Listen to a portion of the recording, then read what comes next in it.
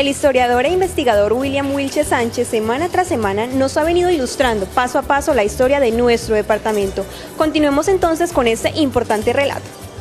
Vamos a continuar con este relato cronológico de lo que es la historia del departamento del Caquetá.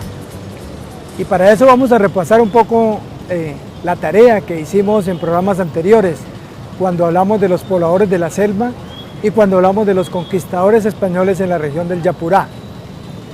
Una vez que los españoles estuvieron por esta zona, Hernán Pérez de Quesada, en busca de las Amazonas y el Dorado, pues hubo un periodo de relativa calma. Digamos que en esta tierra nadante, que no era de nadie sino de aventureros, por caminos que solamente transitaban los pueblos indígenas, pues no había más hombres blancos que vinieran a penetrar este territorio. Fue precisamente más o menos sobre el año 1763 cuando el gobierno de en ese entonces, los virreinatos, decidieron hacer un acuerdo con la Iglesia Católica, y desde Quito, desde Popayán y desde Neiva enviaron las misiones franciscanas por este territorio para que vinieran en son de campanas a doblegar, incluso a crear con los indígenas toda una condiciones favorables para el aspecto religioso y espiritual. Fue precisamente por esos caminos, la trocha de aquí, cuando se aventuraron las misiones franciscanas. Venían con una finalidad, fundar muchas poblaciones. Recordemos que la corona española pues, pagaba algunos tributos por estos menesteres, y qué mejor que al son del Evangelio pudieran los religiosos franciscanos adentrarse por estas inhóspitas tierras. Recorrieron entonces el río Caquetá, fueron al río Orteguaza, estuvieron en las regiones del sur de lo que hoy es el departamento del Caquetá y empezaron a fundar y conformar algunas poblaciones con los indígenas que se iban encontrando. En la desembocadura del río Caquetá encontraron un pueblo indígena y allí fundaron un pueblo. Ese pueblo, que fue Nuestra Señora del Caguán, pues tuvo allí su epicentro. Estuvo San Miguel de Picuntí, una población que estaba ubicada muy cerca de lo que es hoy Morelia, en el intermedio entre Morelia y Belén de los Andaquíes.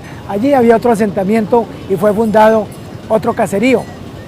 En el río Orteguaza, entonces, también se fundaron algunas poblaciones con los indígenas que eran los reductos de los carijonas y que posteriormente serían los pueblos coreguajes y los pueblos huitotos.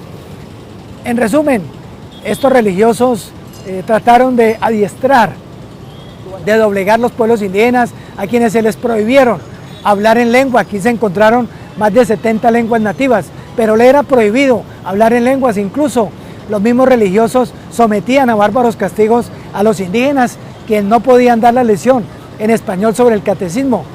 Sus dioses como Huinaima y Yurupari fueron proscritos y solamente la voluntad de ellos era la que se hacía ejerciendo una misión religiosa.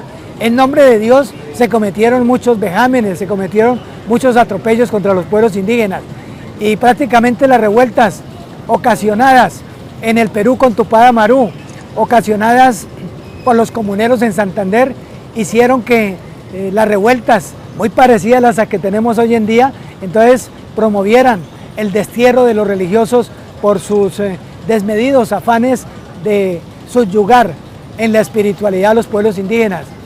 Finalmente, sobre el año 1763, abandonan la región, no solamente del Caquetá, sino también de Colombia y los pueblos de donde venían, del Quito y el Ecuador. Posteriormente quedan en orfandad estos pueblos y posteriormente, valga la redundancia, se escoge a una comunidad religiosa para que viniera por estos lados, y vienen entonces las misiones jesuitas, que duraron muy poco, diríamos unos 12, 15 años. Trataron de recoger el trabajo que habían realizado sus predecesores, pero realmente no encontraron mucho eco, porque al imponer la religión cristiana y al tratar de dejar a un lado sus creencias de los pueblos indígenas, pues no encontraron mucha amabilidad de quienes habitaban estas zonas. Finalmente abandonan la región.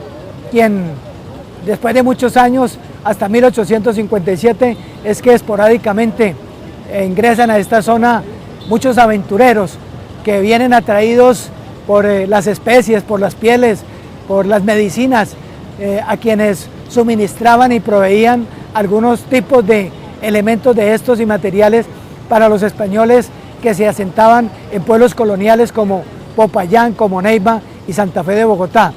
Realmente el paso de las misiones franciscanas y jesuitas, si bien duraron unos 180 años por esta zona, pues no quedó en evidencia porque los pueblos que ellos fundaron pues prácticamente fueron desapareciendo porque era una población que obligaban a permanecer en ella. Y recordemos que los pueblos de la Amazonía colombiana, los ensejes, los carijonas, los andaquíes, los macaguajes, eran pueblos nómadas que no estaban habituados a estarse en un solo sitio. Los pueblos de la Amazonía son pueblos que viven a la orilla de los ríos, que viven en la selva, que han construido un modo de vida con el entorno natural. Los pueblos indígenas no necesitan el dinero, no necesitan los productos que habían en ese entonces en los centros poblados, en las ciudades coloniales. Antes, por el contrario, se sentían incómodos de la presencia y la forma de vida en estos asentamientos que los religiosos llamaron los pueblos y los caseríos. Así concluye una etapa en la historia del Caquetá que se conoce como las misiones franciscanas y jesuitas. Hasta una próxima oportunidad y muchas gracias por compartir estos espacios y estas crónicas de la historia de nuestro departamento. Hasta una nueva oportunidad.